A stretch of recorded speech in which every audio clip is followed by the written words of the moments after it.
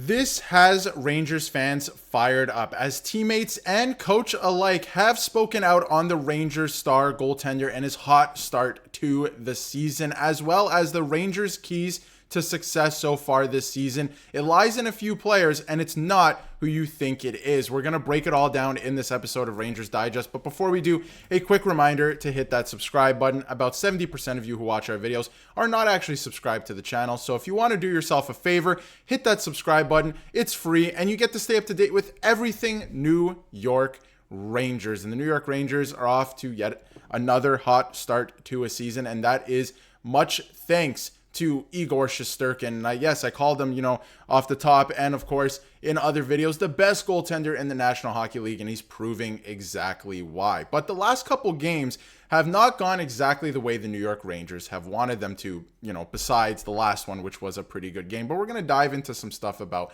that game as well. But they certainly have not been helping their goaltender, and Coach Peter Laviolette has spoken out on that specifically and said that we can't rely on Shesterkin the way we're relying on him right now. And you know what? Can you rely on Shesterkin? Absolutely, because he comes up and makes some big saves when you need him to, and at times he can win you a game like he did on Friday night. But can you rely on him the way you have been so far this season? I'm not sure that's true. And this is from Vince in terms of the game yesterday. And we know that the Rangers in their last 3 games have given up a lot of shots, and specifically the 2 games before the Islanders game, they gave up a lot of shots. They lost one. They were able to come out with a win against the Ottawa Senators because of Shesterkin, but that's something that they have to clean up. But let's talk about Shesterkin in that situation as well. Igor had to make 35 saves against the New York Islanders, but Laviolette said the workload felt lighter and the defense felt tighter than in the previous few games. I thought it was way better. The quality of chances, I thought it was less. And the advanced analytics actually support this. And this is actually from Stephen Valiquette, former New York Rangers goaltender, on Twitter, that, he was comparing the scoring chances in the game to for both teams, the New York Islanders and the New York Rangers. And as you can see, the Rangers had a pretty good amount of high danger scoring chances, but on the defensive side, when you look at the Islanders, most of their chances were low danger scoring chances. Not too many good scoring opportunities for them. Yes, they got a couple goals and converted on a couple of the high danger chances there in the crease, but Igor Shesterkin, it could have been a very different game. He made a couple big saves there for sure, but they were keeping everything to the outside. So yes, he had to save a lot of shots once again in this game, but a lot of them were low percentage, and they're starting to finally help their goaltender out. And when you have a goaltender who can win you games like Igor Shesterkin, and you start to help him out a little bit more, and they changed the lineup, right? We got into that in my previous video, and I think the lines are now lending to a better defensive team defense, right? And a more defensive style, I was going to say, but better team defense. When you have that goaltender back there, if you're playing better defensively and allowing not that many high danger scoring chances, you are probably going to win more times than you're going to lose over the course of a season. And it's also going to help you in the playoffs, but you have to up your physicality as well. So the proof is in the pudding. The stats are there. Last game, they did a much better job at doing exactly what Peter Laviolette said. Yes, they gave up a lot of shots still. You want to limit that. You want to continue to get better at that. I thought that the new lineup helped with that, but the quality of the chances were less, and I think it made life a little bit easier for Shesterkin. The numbers are still there, of course, in terms of shots, but it made it a little bit easier for Igor Shesterkin. And to move on to the performance, and we're going to get to some standout performances as well, and why the Rangers have started the season so well. But Mika Zibanejad came out and called the New York Islanders, the win against the New York Islanders, one of our most solid games all season, but also said, I can look at it in a way where we have a record of 8-2-1, and we think we can play better. I would say that's a good problem to have, and I think that is a good problem to have, and they're in a really good spot right now. You are 8-2-1, which I think a lot of teams envy in the NHL right now. They would want to be in the Rangers spot, and the Rangers can take it to another level. One of those losses, you only had 18 shots or so, and you gave up over 40, right? If you can clean that up, you can win a lot of games here, right? And they have a couple games here coming up that are going to be very interesting against some interesting opponents as well.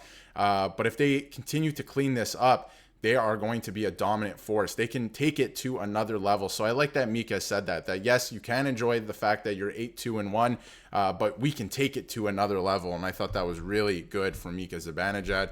And in terms of, going back to Shesterkin and how the whole team goes through Shesterkin, Zach Jones, on his confidence knowing Igor's behind him, he goes on to say, pay the man. He is the best goalie, hands down. There is nobody as good as Igor Shesterkin, and I tend to agree with Zach Jones here. Fantastic goaltender, and I think the rest of the team plays with so much confidence in front of him, and that's the reason they're able to do the things that they are able to do and take risks at times, because they know that, he's got their back, and hopefully the risk pays off. But you'd like to lower that to a degree as well. And in terms of the keys to success so far this season for the New York Rangers, you have guys like Chris Kreider doing incredible things. I'll get to this in a second. And the fourth line, we'll get to that in just a second. The fourth line, especially yesterday, I'm really liking what I'm seeing in the dynamic there for sure. But in terms of Chris Kreider, since 2021-22, and this is from Johnny Lazarus as well, since 2021-22, Chris Kreider's third in the NHL in power play goals. He has 54 of them, and first in the NHL in shorthanded goals. And he had another one yesterday in a great shorthanded effort with him and Mika Zibanejad.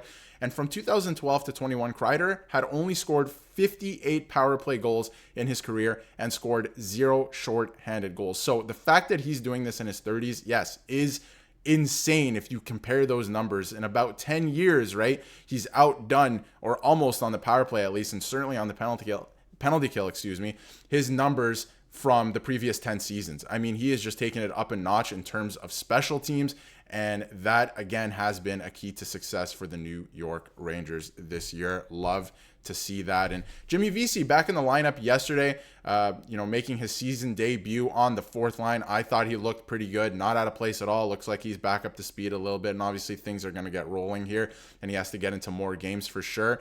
But Peter Laviolette liked his game. He said it was really good. I thought he played a really good game, and he's a great piece to that fourth line as well. They were generating a lot of chances. I thought they were dictating play at times in the Islanders' zone.